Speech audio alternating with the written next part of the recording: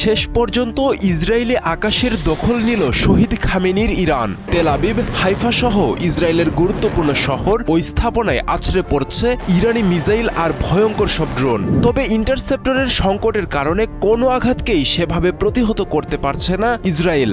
ফলে মুহুর্মুহু আঘাতে একেবারে বিধ্বস্ত নেতানিয়াহুর বাসভবন থেকে শুরু করে নানা স্থাপনা। এতে করে এখন বড় প্রশ্নের মুখে শক্তিশালী আকাশ প্রতিরক্ষা ব্যবস্থায়। ইরানের লাগাতার ক্ষেপণাস্ত্র ও ড্রোন হামলায় দ্রুত ফুরিয়ে যাচ্ছে ইন্টারসেপ্টর মিসাইল। এমনই চাঞ্চল্যকর সতর্কতা দিয়েছে British think tank royal United services institute. Iran Israel যুদ্ধ এখন আর শুধু হামলা আর পাল্টা হামলার মধ্যে সীমাবদ্ধ নেই, এটি পরিণত হয়েছে সহনশীলতার যুদ্ধে। প্রতিদিন গড়ে ৩০-এর বেশি ব্যালিস্টিক মিসাইল এবং প্রায় ১০০ ড্রোন ছুড়ছে ইরান। অন্যদিকে প্রতিটি হামলা ঠেকাতে ইসরায়েলকে ব্যবহার করতে হচ্ছে অত্যন্ত ব্যয়বহুল এরো 2 এবং এরো 3 ইন্টারসেপ্টর। কিন্তু সমস্যা হলো এই প্রতিরক্ষা ব্যবস্থা যতটা শক্তিশালী ততটাই সীমিত।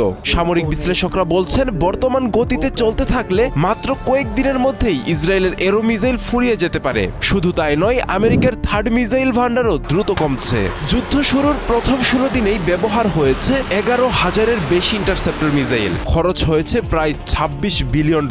তবে যত দ্রুত অস্ত্র ব্যবহার হচ্ছে তত দ্রুত তা পূরণ করা সম্ভব নয়। বিশ্লেষকরা বলছেন এখন আর আগের মতো সব হামলা প্রতিহত করতে পারছে না ইসরায়েল। বেশিরভাগ মিসাইলই প্রতিরক্ষা ভেদ করে লক্ষ্যবস্তুতে আঘাত হানছে। এই পরিস্থিতিতে বদলে যেতে শুরু করেছে যুদ্ধের গতি। ইরানের কৌশল খুবই স্পষ্ট, সস্তা ড্রোন ও মিসাইল দিয়ে চাপ তৈরি, প্রতিপক্ষকে ব্যয়বহুল প্রতিরক্ষা ব্যবস্থায় বাধ্য করা, দীর্ঘমেয়াদে শত্রুর ভান্ডার ফুরিয়ে দেয়া। প্রশ্ন উঠছে, ইসরায়েল কি তার প্রতিরক্ষা ধরে রাখতে পারবে?